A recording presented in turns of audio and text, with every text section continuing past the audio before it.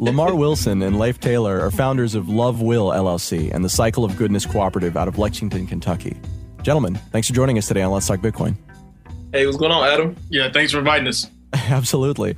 You guys have a couple of projects, but the one that we're here to talk about today is a wallet application that has some kind of unique features. Can you tell me a little bit about Pheeva? We thought about, when we made Pheeva, we thought about having a dedicated hot wallet. We are users of Coinbase, and we realized that when you use Coinbase's wallet, you tend to have all of your Bitcoins there, or you have them offline on a piece of paper somewhere. And it's not really easy to get to them, and you don't want to be walking around with all of your Bitcoin if you use Coinbase and keep all of them there. So we thought, okay, we need a hot wallet that is your go-to, kind of like a debit card of the Bitcoin space.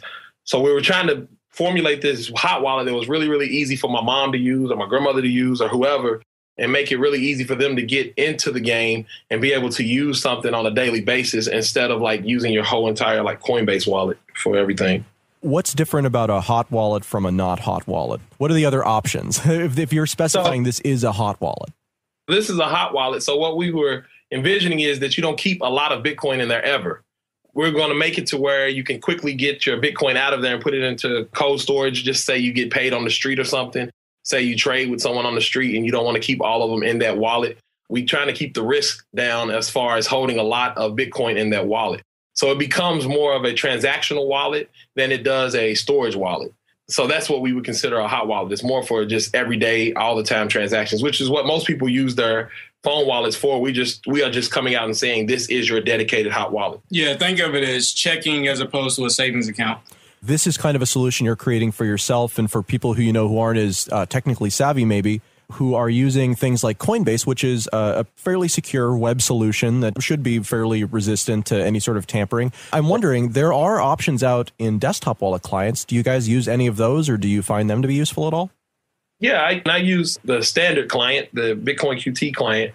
I use that. I've used, Mycelium. I've used that. I tried a lot of them. The thing is that I think the learning curve on those are a little steep for my mom. And so that's what we thought about when we were making it. We wanted to make it more of a consumer application, more about just loading it and being able to send quickly. The big part of those as well is that you still have to wrestle with those huge Bitcoin addresses. And I mean, I gave my mom some Bitcoin for Christmas, and the Bitcoin address is something that, it doesn't feel like it's great for her to deal with and have to mess with and maybe copy and paste and all of that. So we came up with what we call coin IDs to try to make that easier as well.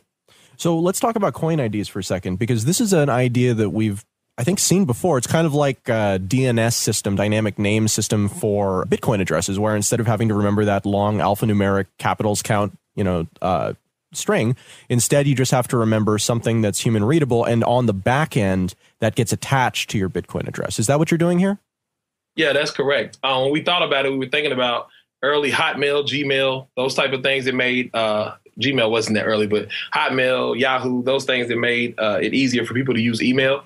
So we were thinking if even within just our application, if we had these coin IDs to allow people to send Bitcoin to those coin IDs instead of an address, we kind of eliminate people having to have the address. Of course, right now we have to have the address because if you want to load, a lot of the wallets that people already use have QR code scanners and they only take addresses. But hopefully moving forward, the more people we get on, we can go ahead and open that up and allow more people to make coin IDs. If I am not using your wallet and you are using the wallet, can I still send to your name through that system, or would I need to install the client, load the Pheeva wallet software onto mine in order to access that? Right now, like I was saying, it's just like kind of being in AOL or something like that. You almost have to have our wallet, but we're going to open that up later on. We're just testing it to see if people like it. And because it's a hot wallet, it doesn't really bother anyone to just have a quick wallet. Like Let's Talk Bitcoin could have a wallet that you guys just download, and that's the one that people who have the Pheeva wallet can quickly send you coins to. Hopefully that becomes a lot easier for people, so it makes it easier for you to just say, and if you have the Pheeva wallet, send to Let's Talk Bitcoin on the Pheeva wallet tips, so they don't have to come to your site and figure out what the addresses are and those things. Right, no, absolutely, and that has been a huge problem for, not just for Let's Talk Bitcoin, but with Bitcoin addresses and non-visual formats in general. And even with video, it's still hard because most of the time the code on the video isn't selectable or anything. You just have to like write it down real quick or pause it or something like that. So there hasn't really been, outside of QR codes, a good way to do this. And even with QR codes, you don't really know that it's going to the right person. You just know that it's going to whatever that QR code is telling it to go to. Talking about this Coin ID service for a second. So with the Coin ID thing, you said that, it's kind of a walled garden at the moment, just like the early AOL was. When you were on AOL in the beginning, you didn't, interface with other different walled gardens. That happened kind of at a later point. And I agree with you. I think that we're not really there yet. So there is room for these kind of closed and experimental ecosystems where you're trying to figure this stuff out. Are there any centralization issues through this mechanism that you've created for the names? There are some centralization issues, but the thing is, if you have our wallet and you trust us anyway, it's kind of like AOL. I mean, it's like getting the emails. The Coin ID doesn't stop you from using your standard address. It doesn't stop you at all, because in the wallet, you can still load to the address or to a QR code the same way you always know. It doesn't stop you from being able to use a regular address. It just adds a little piece of convenience for people who don't want to deal with that. So it's a value add. And again, it sounds like you have a bigger plan here with what you're doing with these things. Yep. Yeah, okay. We do. We want to make it decentralized later on. We're just trying to see if people want it first. Right. It's kind of the whole, I hate using lean startup, but yeah, like the lean startup method of just let's see if people want it, see if it makes it easier for people to use. Even within our testing, within the people that we've given the wallet to, we tend to not use addresses at all. We just type in like Leif or type in Lamar and then send in Bitcoin that way quickly. So for people who are interested in trying this out right now, or let's say, we want to set up LTB as our donation address, is the wallet available? Can we start using this now? So here's the thing. We have Love Will LLC, which is a company, and then we have the Cycle of Goodness Cooperative that will own a piece of Love Will LLC. And that's the other part of this whole thing. Like the Pheeva Hot Wallet is just the first application of Love Will. It's basically Love Will works for the Cycle of Goodness. So when you come to the site, you can buy a membership to the Cycle of Goodness Cooperative. And with that membership, you get to basically personalize your Coin ID. And you also get access to all of the applications that Love Will creates. And with that, what happens is Love Will creates the applications for the Cycle of Goodness. And then the Cycle of Goodness goes out and markets Love Will's applications. So what happens is you get this cycle where Love Will is creating applications. The Cycle of Goodness is bringing in the marketing. So what happens is those people who are in the Cycle of Goodness grow larger and larger and larger, which allows the Cycle of Goodness to have what we call ad space, which is what, guys in media like yourself understand. So the more people we have in the Cycle of Goodness in that network, the more advertising space we have for advertisers. And then most of that, what we're going to do is most of that ad revenue will go directly back to the Cycle of Goodness. So let's say if a Overstock or Tiger Direct wants to advertise inside of the Cycle of Goodness, they'll come to Love Will, we'll place the ad, and then we'll give most of the money back to the people in the Cycle of Goodness. And if everybody knows how a cooperative works, everybody who's in the cooperative gets a piece of that ad revenue. That sounds interesting, and it sounds pretty equitable, and it also sounds a little bit complicated. How did you come to this as a business model? How did that arise? Well, there's philosophy behind it. Basically came from, number one, the fact that we always think about this whole 99 versus the 1%, and how a lot of times the 99 we're just like, we cry a lot because I'm not in the 1%. We talk about the inequality, and this is like giving the 99% a chance to add to the equality or bring the gap a little bit closer. So we came to it. We were like, okay, how can we do this? Because number one, in the same country where they allow the poorest people to be advertised the lottery, which is awful, right? That in that same country, in this very country, we can't advertise small businesses or early stage startups to those same poor people to allow them to get in early. And I think that is unjust. Like, I just really do think that that if you're not an accredited investor, that's the only way you can get a piece of a company. You know what I mean? Yeah. And to me, that's completely unjust. So we said, okay, how can we do this? If we give back through a cooperative, what we can do is allow the people in the cooperative to benefit from all of the same early stage benefits and valuation that a corporation would get or a company would get in the early stages. So it was a whole, that's why we have the name Love Will, because it's just the whole thing of us being able to give back to the people that helped us get to where we are. that we're going to have a Chrome extension as well, and that'll, for the most part, be free. And if you're part of the membership, the COG membership, then you can log in with the Chrome wallet as well and use your ID related to that. Yeah, the Chrome extension you don't have to pay for, but you also don't get a clear coin ID. So if you use the Chrome extension, you'll get a suffix on the end like .phv.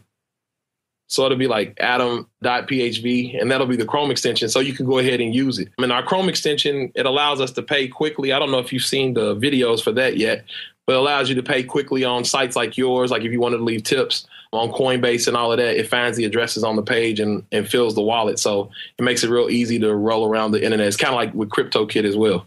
So let's talk about that for a second. The wallet space has been a problem for years. This is really not a new problem. And yet you guys and CryptoKit, and there are a couple of others who are all sort of attacking these various usability problems. And it seems to all be happening right now. As someone who's kind of in the trenches on this, where do you think we're going to be as an ecosystem in 6 months or a year? Well, I think that with adding things like the CryptoKit, which I like the CryptoKit a lot. I think adding things like that in our wallet, of course, it allows people to quickly transact. I'm not saying that's the only thing that Bitcoin should be used for, but I think if we want to gain a lot of new people, like my mom, like I said, if we want to gain a lot of these people out here who are not necessarily early adopters of technology, we have to make it extremely easy for them to come on to the system. That's another thing. Like right now, I'm not sure if there's any wallets that basically allow you to fill up when you get the wallet, but because you're getting the membership to the Cycle of Goodness Cooperative, what Love Will's going to do is once you pay the $10 for early membership, we're going to give you half of that back in Bitcoin into your wallet. So you'll have Bitcoin as soon as you start. That sounds really interesting to me. You said this is going to be out next week. Will this be available? Will I be able to have? Yeah, we'll get you one quick. We're working on all of that to make sure the memberships and the licenses and all of that go back and forth.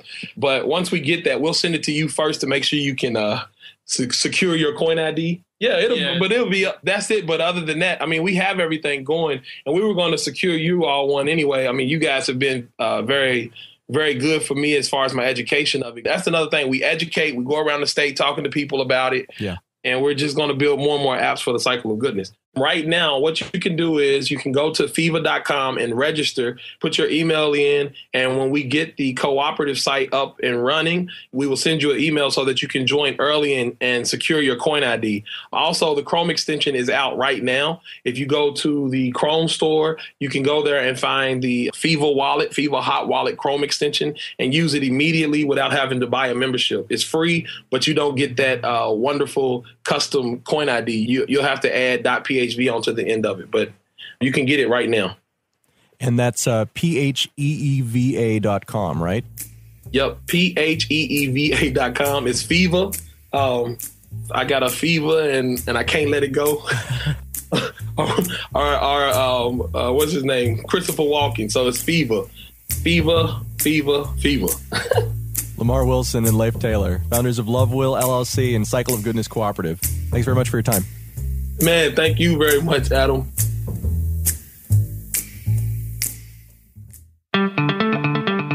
This is Chris Joseph bringing you news on Next, the first true second-generation cryptocurrency for March 8th, 2014. It's been a busy week of new releases for Next. Wesley H's new web-based interface for the Next software has been included in the software distribution, and a new client, Next Freewriter, has been released. Several other Next clients, Nexus, Next Solaris, and Offspring, have also released new versions this week. Next is now also available for trade on Cryptsy, and in addition to that, it is supported by CoinReporting.com, Bitcoin Wisdom, and altcoinsmarket.info. Finally, now that Next is fully open source, we're looking to expand the Next development team. If you're a strong Java coder, have testing experience, or have a deep love of cryptographic algorithms, swing by the forums and let us know. For more general information on Next, head to nextcrypto.org or mynext.org. And stay tuned for more news on Next in the next Let's Talk Bitcoin broadcast.